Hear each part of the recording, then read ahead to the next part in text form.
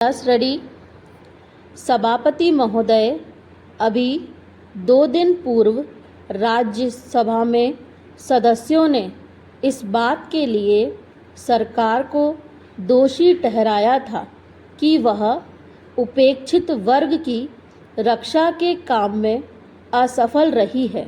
हो सकता है कि इस आरोप के पीछे कुछ सदस्यों का राजनीतिक उद्देश्य हो, किंतु इससे आरोप को बिल्कुल बेबुनियाद नहीं कहा जा सकता और उसकी उपेक्षा नहीं की जा सकती। राज्य मंत्री ने भी इस आरोप के जवाब में यह कहा है कि उपेक्षित वर्ग को अत्याचारों से बचाने के लिए सरकार कदम उठा रही है। उन्होंने यह भी कहा कि जहां कहीं से अत्याचार की शिकायतें आ रही हैं, जांच पड़ताल की जा सकती है और अपराधियों को दंडित भी किया जाता है।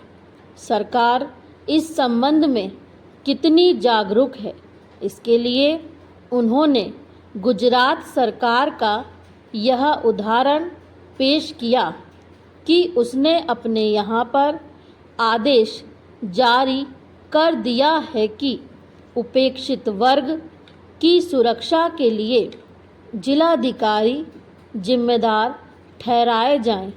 यह सब सही है कि केंद्र सरकार ने इस सिलसिले में आवश्यक संपर्क रखा है, किंतु यह साफ है कि उपेक्षित वर्ग के हितों का काम पूरी सावधानी और जागरूकता से नहीं हो रहा है। राज्य मंत्री ने अपने वक्तव्य में कहा है कि सन 1970 के वर्ष में उपेक्षित वर्ग पर अत्याचार की विभिन्न राज्यों में 1540 घटनाएं हुईं।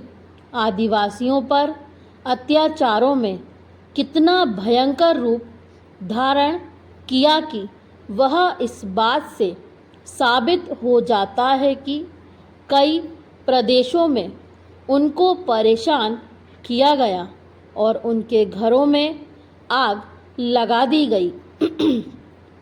शेष मामले में ऐसे हैं जिनमें या तो उनकी ज़मीनों पर कब्जा कर लिया गया था या उन्हें अन्य प्रकार से अपमानित किया गया। इनमें मारपीट, लूट आदि भी शामिल हो सकते हैं। वक्तव्य में राज्यवार ब्यौरा दिया गया है और बताया गया है कि किस राज्य में कितनी घटनाएं हुईं।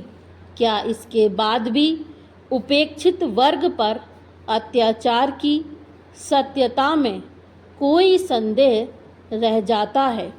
वक्तव्य में यह भी बताया गया है कि सरकार ने इन मामलों में क्या कदम उठाए हैं।